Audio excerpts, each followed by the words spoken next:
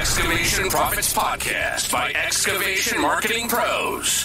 Interviews with successful excavation and septic business owners, revealing how they market and grow their business in today's economy. Hear directly from the most successful leaders in your business and discover what they're doing to keep their phone ringing, equipment running, and businesses booming.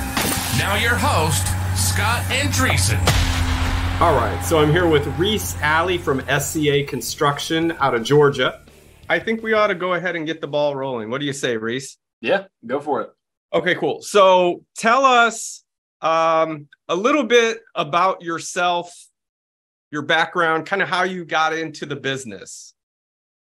Yeah, well, I started when I was about 15 and it didn't go from cutting grass all the way up to, what we do now, like building dams, culverts, and the larger scale of things. But as I think every boy has a dream to get a truck one day, it started out as it wasn't in the cards to have one bought for me or given to me. And so I did have to earn enough money to buy one. And so it ended up being when I was 15, I started putting out ads and going around the neighborhood and this, that, and the other, door knocking and trying to, drum up work.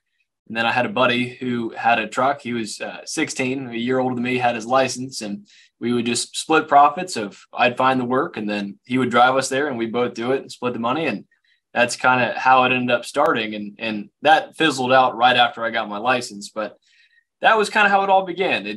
I tried to get a job at two places, at Chick-fil-A and Publix. And when I was 14, and that obviously didn't work. And so there was only one other option. That was to work for yourself. And that's where we got on the road. That's all. So you actually went door knocking with flyers. Oh, yeah. Learning rejection at an early age. Yeah. Trying to print out business cards on, just printer paper and then cutting them up. And so that's okay, where it got started. Come a long way. So what's interesting is you are in stormwater construction, which is a niche of excavation of the dirt business in general. Can you kind of unpack how you got involved in that, how you went from, I would say, a broad generalist excavation style dirt business, and then you really niched down into this stormwater construction. How'd that work? Yeah, so it didn't, again, nothing happens overnight, but in the beginning, it went from landscape, and then I sold the maintenance accounts I had in high school to a buddy of mine, and then I got into more install, which is like just landscape, hardscape, retaining walls, and then that eventually turned into just doing drainage. And so I figured that most of the time, if you're selling opinions in residential, obviously there's a lot of sales tactics that you can leverage with opinionated work, like doing hardscapes or more artistic designs. But all the stuff that's really just kind of just dirty, that nobody really cares about, that they have to get done anyways, like drainage, like maybe grading or something like that, where there's not as much of an opinion put on the final product, it's just whether it works or not. That was a lot easier to sell and a lot easier to duplicate. And more importantly, being really honest, the guys I had at the time nobody knew what they were doing. I really didn't know what I was doing. And so it was really, really hard to go around and start doing projects where you're trying to reinvent yourself and try something new on every single job. It's just really hard to make any money doing that. And so doing something over and over and over and over, that was very simple. That was residential drainage, like 4-inch and 6-inch PVC pipe and stuff like that.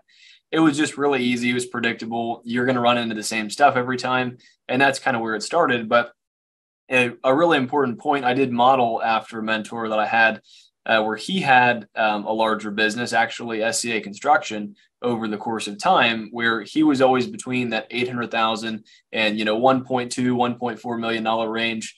And so as I was coming up in business, I kind of watched him and he kind of gave me a couple pointers about, hey, this is a good machine to buy, or this is what maybe I charge for pipe and installation, all that kind of thing.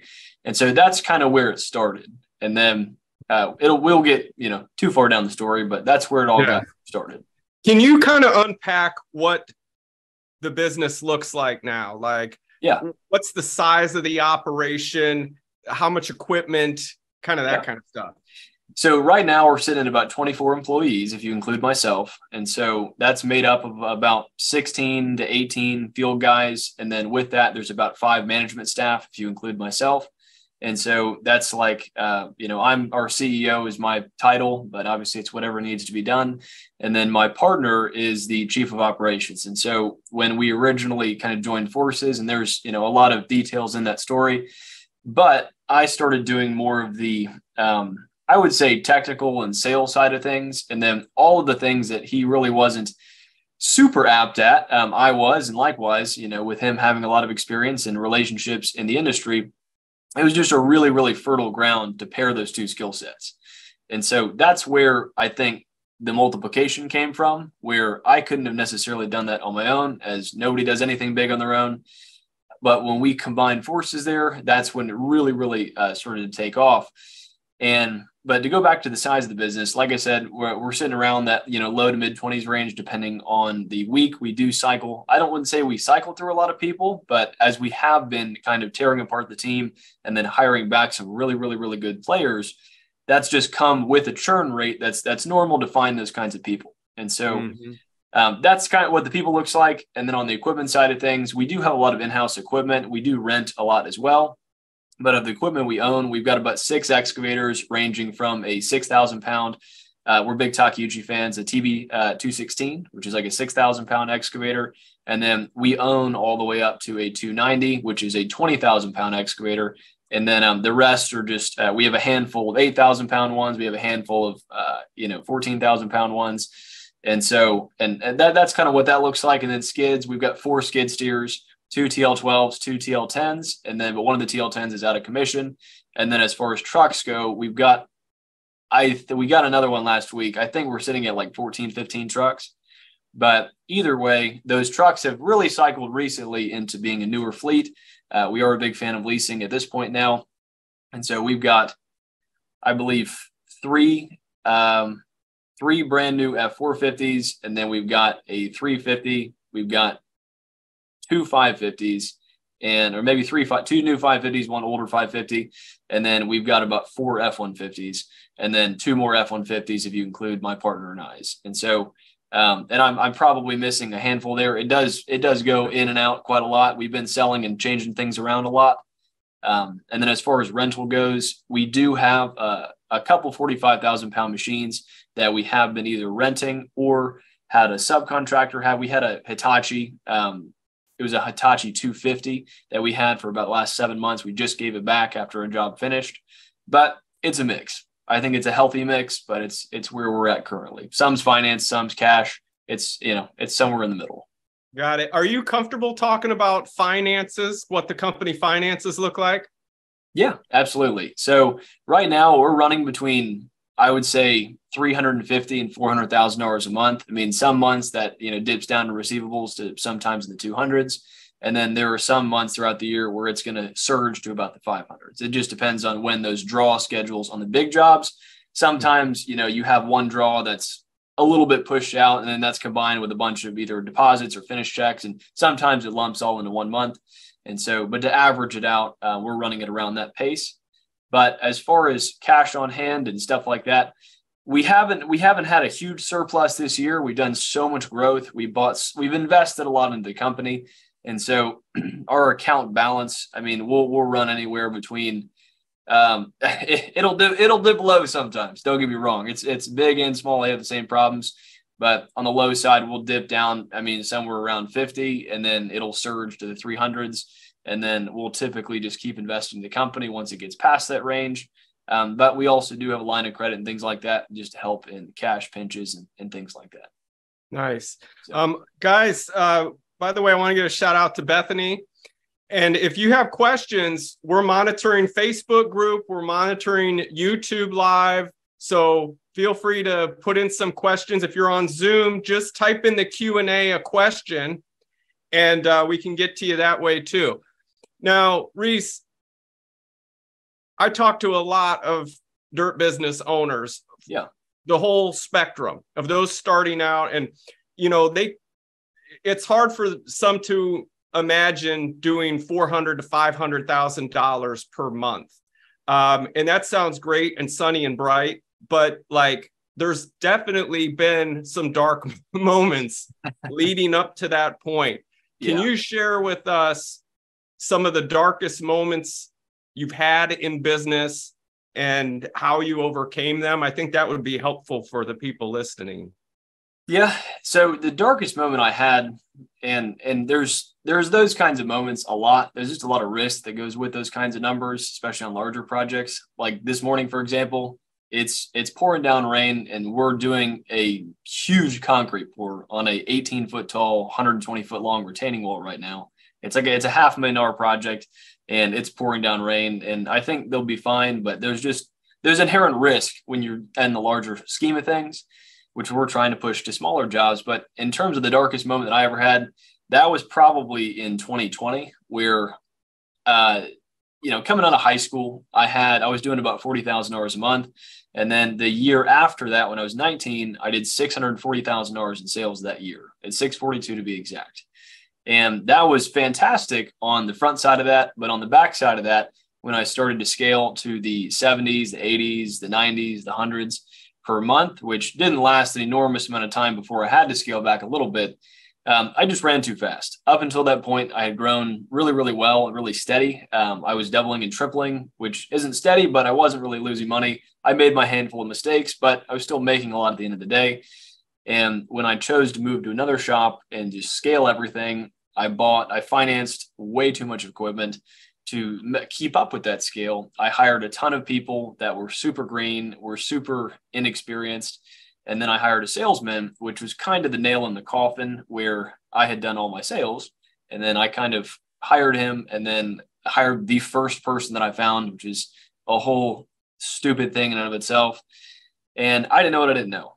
And so he was a salesman. He was in his mid-30s. He was super confident. And then I just kind of gave him the reins. He did one or two estimates and said he had it. And I trusted that, which, is my fault for doing so.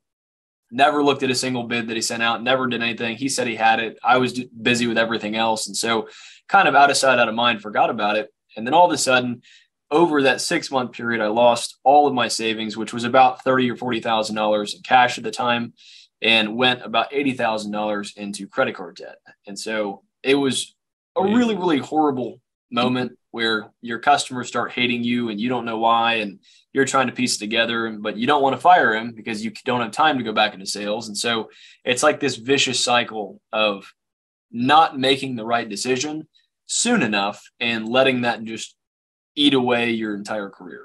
And if you let it, it will. And that's what happened. And so at that winter so that was the winter going into 2021, finishing 2020, that was pretty tough to come to grips with. It's the first time that I ever had to, do an ego check and really scale back everything I had, which was giving back some of the equipment that I was trying to buy off lease. That was letting go of a bunch of people, realizing that the salesman that I had been doing projects under my own name and then screwing over customers, realizing that I had to fix all of those people, and, thinking we had 6 weeks of work scheduled out in the middle of December, and then come to find out when I actually got into his sales phone and where he had that database, which was, don't ask me why it was in his sales phone, but it was. And we only had like 3 or 4 days work because the 6 weeks had been done by him through another LLC that he opened outside of my business using my name. And it was a train wreck, on fire, heading off a cliff. It was really, really bad. And so that was the worst. We got out of it for sure, but it took a long time. Wow. Yeah, that's tough. We have a question from Bethany. She's asking, how do you obtain a lot of your business, and what do you recommend to get more business? That's a really pertinent question at the type of business you have. I think that was one of the questions we were going to go over in a little while. But in the beginning, I was all B2C. So just, business to customer, which is like residential kind of jobs. And if that's I did a lot of pay-per-click advertising. I did a lot of free advertising as well, just as much as I could. And I'm a really big proponent of do everything you can for free until you really, really have to pay for something. And so if you are a B2C, like you're cutting grass, for example, or doing landscape, to be honest, it's not really sexy, but door knocking is a fantastic free way to, one, loosen your tongue up as a salesman and then get around the community. You can get flyers and go through. And even though it says no soliciting, that's not really that serious of a law. And so you can just keep going. But if you are trying to do more B2B, which I think B2B, I think you need to master B2C. This is my personal opinion.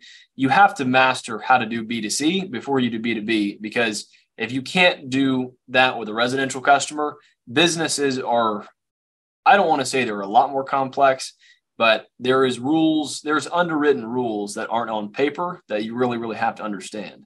And so if you're going to do B2B, that is a relationship game all day long, 100% of the time. I mean, pay-per-click, I think, is possible if you're going to do this kind of work, in the excavation industry and, physical services.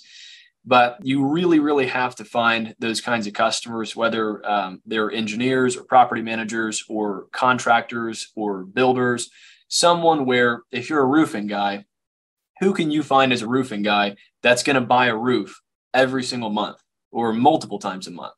For example, if you're a roofing guy and you do B2C and you get one guy that gets a roof and it's the only roof he's going to have in the next 15 years, but he might refer you to friends and family and stuff like that. Or if you're doing B2B, you could be a roofer guy that is works for a builder, where that builder is building, 4 finished homes a month, and he needs 4 roofs a month. And then he also knows other builders. And so instead of getting that one referral, now you're getting those 4 roofs a month. And if you do a good job, then he's going to refer you to another guy that does 4 roofs a month or 15 roofs a month or 20 roofs a month. And so now you've got 5 customers that are getting, that are supporting, a $4 million company, which obviously it's not that simple, but that's the premise of it. 100%. I think a great takeaway there, guys, is you have to master B2C before moving on to B2B. That makes a lot of sense. Now, and guys, if you're asking questions, keep in mind there is like a 6 to 7 second delay. So we are seeing it, but it just takes a little time due to the lag. So you can ask questions on YouTube, Facebook. We are monitoring that in Zoom. We have another question. Do you think it's a good idea to sub out until you are more established if you have an excavation company? So yes, and I don't want to keep saying yes and no, but it's really a situational thing, because I think I have a friend, for example, and this is the guy where we shared office space. He had a hardscape business. And when the same time I lost everything I had, he ended up unfortunately going bankrupt. And we both pretty much lost everything and in separate businesses. But he has since come back and he is 100% subs. So he's doing $60,000 to $80,000 a month right now with no equipment, no trucks. He doesn't own a shovel. Like it's 100%. But he could not have done that if he hadn't done it, the in-house, the nitty-gritty, the owning the machines, owning everything, and doing that first. And so I can't say you can just jump into doing that, because he had that knowledge base before he went on that extreme. But if you are getting started, I think you have to do at least some of it yourself, whether you're working with a sub. Like if you're getting started and you hire a sub, you need to be on site 100% of the time. The only time you leave is to go get lunch or to get the materials. But especially when you're getting started, it is so easy to lose everything you have on a couple jobs gone south. And so if you are going to use subs, I would just be super, super careful and be on site, monitor everything, make sure you're communicating everything to the customer really well. Just overkill communication in every single way. And I think you'll be fine. But we still use subs today. I mean, we're a mix. We have, the 23, 24 in-house employees, but we also have a handful of for example, I've got 8 people on a job site pouring concrete right now outside of our workforce. And so, so technically we have, with that crew and another sub crew, there's like 30 or 35 people working today. So if you count that, it's a great way to scale up and be able to access some of those larger projects. Like, for example, the big retaining wall we do have going in today, that's a $525,000 project. And the subcontractor on that for the retaining wall, which is the helical piers, the wall, that's a $256,000 subcontractor. And then everything else we have is basically prep, management, finished work, working with the city and permitting and inspections and all that kind of thing. And so it's always going to be a mix. I think mix is a healthy thing. You've got, GCs who are basically all subs on one end of the spectrum. And then you've got the guy who's only in-house and doesn't trust anybody on the other spectrum. And I think there is a happy medium in between to get the most bang for your buck as far as your personal time on job sites. Mm-hmm. So what are the differences between B2B and B2C customers for you, and what do you prefer? So we've tried to move away from B2C on a large level. We've started doing a lot more city and municipal work recently. But before that, it was a lot of property managers. So if you consider like our B2B customers are the property managers, engineers, contractors. We do some work for builders, but the largest majority is engineers, homeowners associations as well, where there's like a board of directors and it's, the pool of money for the neighborhood. But as far as B2C, there is sometimes where we will do a, homeowner job where it's a retaining wall. In fact, actually, the $500,000 wall we have going on right now, that is a B2C. That is a customer. That is in someone's backyard, believe it or not. And so that's a really extreme example, but we still do sometimes, just from the past referrals we've had, we still do answer those calls and then go back and do a $5,000 drainage system or like a $10,000 or $20,000 project. And sometimes they get really big, like this retaining wall. But the majority of it is B2B. That might be, for example, we just bid $40,000 of detention ponds for the city of Smyrna. And, that's just a local municipality in our area. We're getting on vendor lists for the different counties around the area, different cities, just any kind of municipal organization that is always going to have these issues where I talked about, you can get 5 roofs from one contractor if you're a roofing guy. For detention ponds, which is what we really love doing and what we have a lot of work doing, I can go to a municipality and they have 360 detention ponds and they're all coming up for bid next year. And so by getting one contact, I accessed the opportunity for 360 ponds relative to the one homeowners association that has 25 houses, that has one pond, which is still a great client. And I'll take those all day long, but it is a little bit more leverageable to go after someone that's got the power to put contracts on 360 than one. And so, but I believe every customer is important. You've got to work your way up to those steps, but that's really who we're trying to chase at this point. Wow.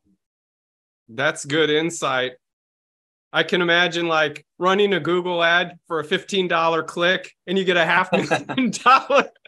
Yeah. That's quite a return on investment. It is. But leveraging the municipalities and getting like all the retention ponds and everything, that's a really good tip. How do you go about cultivating a relationship with municipalities and stuff like that? So that is not a simple answer.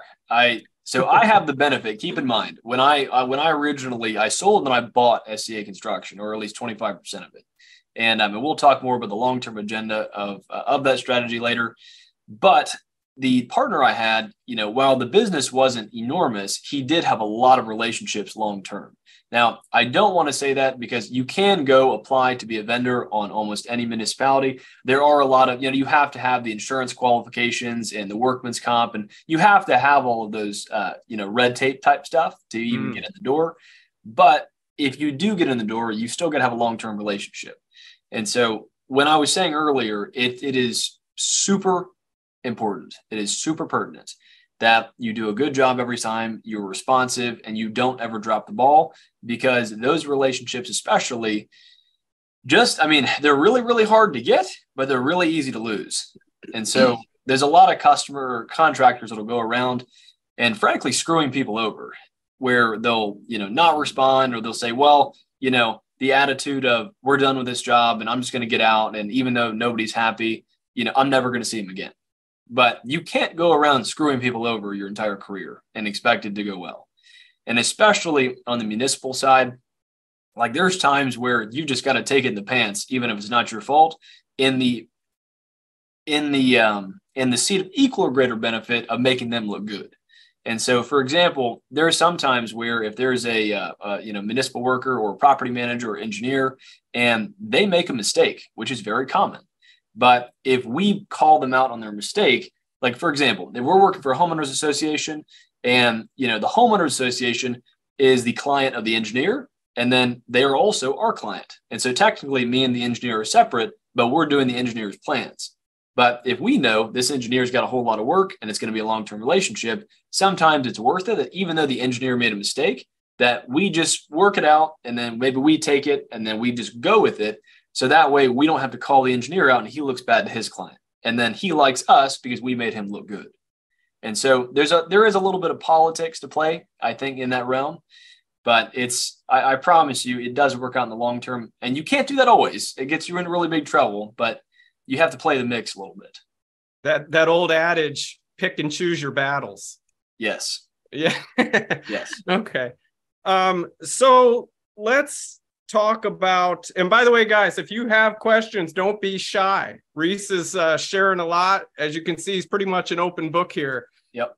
Type your questions into YouTube Live, type them in the Facebook group, Zoom, and he'll be more than happy to answer them. Let's talk about your long-term goal with the business going into 24, 25. Yeah. So we originally, when I bought into SCA Construction and I started helping the company scale and really working with the former 100% owner, I really want to assemble a portfolio of these kinds of companies all across the Southeast and maybe eventually the country. I think it's the same exact need and it's the same exact issue all around the country. And, I've been talking with people in Florida and Texas and Alabama and the Carolinas that have the exact same business where it's, $1 million, 1.5 million, maybe a little bit less, maybe a little bit more, but they're trying to do drainage work or they're in the same sort of niche, but they don't know how to get those, heavy hitter, powerful long-term customers or how to make any kind of recurring revenue based in the business. And so I think it's a tremendous opportunity. That's where I want to take it long-term with SCA specifically. Like I said, is it my hope? Maybe we'll do about 5 million this year. I know we'll at least hit 4. I think we're somewhere in the mid 2s right now. And the back half of the year is always the juiciest. I know it's coming down. And so next year, I think that it sounds ambitious, but it's really not. I think we'll hit somewhere around 6 million next year, maybe more like 7. It depends. One contract can make that difference. But in the next 3 years, I think reasonably we can get to around 10 million-ish. We had a consultant come out earlier this year in the first quarter, Dr. Rob McClellan. He was the CEO of the John Maxwell companies for a long time, which if y'all are familiar with him. And we paid a lot of money. We paid $50,000 for a 3-day session, basically to design that roadmap and determine a value of execution, what the company's worth at that size and how to get there as far as with the debt we've got now and the current profits that we have reported and that are on the books, how to make that a little bit easier to read and more reportable in the future. And so I think the future looks bright. It's not done till it's done, but I feel extremely confident we can get to that size in that time period. And then I am the most excited about finding all of those other individuals as well. And whether that's combining them in the SCA family or doing another purchase and then, working with those entrepreneurs with the same business to do the exact same thing that we're doing with SCA. So that's what I'm the most excited about. I think that's probably at the very soonest, the end of 2024, but probably somewhere in late 2025. I wouldn't really be surprised by it. Now, when I listen to you talk, within just a few seconds, I can say, okay, this guy has a knack for business. By the words that come out of his mouth, he understands business. But like you had to learn somewhere. Were you coming up? Are you involved in like business coaching or how'd that work? How did you learn? Well, anybody that would sit down and talk with me. So my mom is a teacher. She's a 4th grade teacher still to this day. My dad recently just retired, but he was in IT and did like computer stuff. And so it wasn't ever in the family, but they always encouraged me to do things that I wanted. And as long as I had enough money to try it, they'd let me spend it. And so there wasn't really a lot of restraints there, which I'm very thankful for. I had a great childhood, but growing up, I grew up in a well-off area. We were a little bit more leveraged out than probably most in the area we lived in, but I was able to go to great public schools and have a great childhood. So it all worked out. But there was a lot of people that had, all of my friends were here's a brand new truck and here's a credit card. And, they had to work for a little bit, but really not that much. And I always wanted to go do the things that I saw everybody, the car originally was materialistic, being honest. You got me. I wanted the cars and, helicopters and jets and all that. And that will come. It's a matter of time, in my opinion. However, there's so many other things where, there's a neighbor that has cancer or something like that. And all they need is 80 grand to make it through surgery or something like that. Or there's, a family member that is, about to pass away, or they're in hospice or whatever, and they got to go to a retirement home, or you can pay $6,000 a month for a caretaker to come in and be with them until, the time that they need to go join Jesus again. And so there's stuff like that. And that's not even counting the fact that you can travel the world, you can impact people, you can build a school in Africa for, you can build a really awesome school for like $500,000 in some foreign country. And so I just think, there's been a big calling to experience that. And so growing up, I always wanted to do that. And I don't know where to go. I didn't go to college personally. I spent a heck of a lot of money on education, but most of it was just calling on other entrepreneurs that I could find, reaching out to local church. And if you had a landscape business, I'd ask to sit down for coffee and ask you questions, and just anybody that I could get a hold of. And then now I've started to have to pay for a lot of those interactions. But for a long time, it was just, it was whatever I could get. Right. And so there was landscapers, it was contractors. It was, I've been chasing a guy that I can't call him like a close friend yet, but he owns a $200 million excavation company. I've been calling the dude for like 8 months, met him once in person.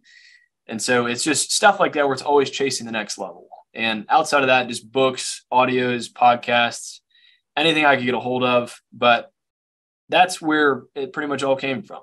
And I think a lot of mistakes. I don't know everything. I feel like the more I know, the more that I know that I don't know.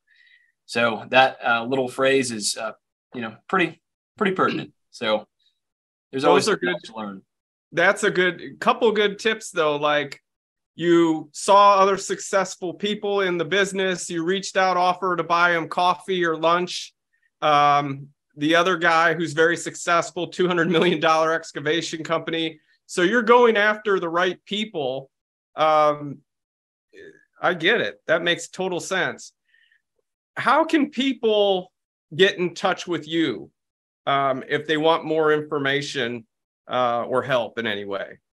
Yeah. So I do have a handful of videos just on Facebook and Instagram and YouTube, and I haven't been extremely active, but there will be a huge uptick in activity on those. And I'm trying to release a handful of helpful videos and stuff like that of just how to navigate some of those challenges. And so just from my personal experience, but I would just try and DM me or reach out on there for the best way to do it. So. Awesome. Okay. Well, if anyone has any last minute questions here, now's the time to ask them. And there is like a 6-7 second delay, but I will check on Facebook and YouTube real fast. Any good books, by the way, that you would recommend, Reese? Yeah, actually. The basics, anything Napoleon Hill, Think and Grow Rich, How to Win Friends and Influence People, the basic kind of stuff. I have been a fan of reading textbooks recently just to understand the finance side of things more. If you do want to know anything about, a college education and you don't want to go pay $40,000 for a degree, you can buy the textbooks and get the same education on your own if you want to. And so I think that's been pretty cool to go through and, kind of read some of the finance books and as well as business books, without having to go back to school. But as far as the personality stuff, I think that's a really big foundation. The origin of all of the, leadership books is the Bible. So can't hurt there. But yeah, just look around, poke around, skim it. If it looks good, read it. So it just depends on what you need at the time. Awesome. We have one more question. Someone's unclear of whether they look for your company name on Facebook or your personal name, Reese Alley. Go on Instagram and then look up Real Reese Alley. It's more of a personal page, but that's the only handle I know off the top of my head. So just being honest. Okay, awesome. All right, Reese, thank you so much. Tremendous amount of value on this call. This was a lot of fun and you gave some great insight. So I appreciate it. And with that, I guess we can go ahead and bring it to a close. All right, man. It was a pleasure. Thank you. Likewise. Thank you so much. Excavation Bye, guys. Pros. Thanks for joining. If you enjoyed today's rest of your day. podcast, make sure to like and subscribe to our podcast and channel. Leave us your feedback and let us know how we did.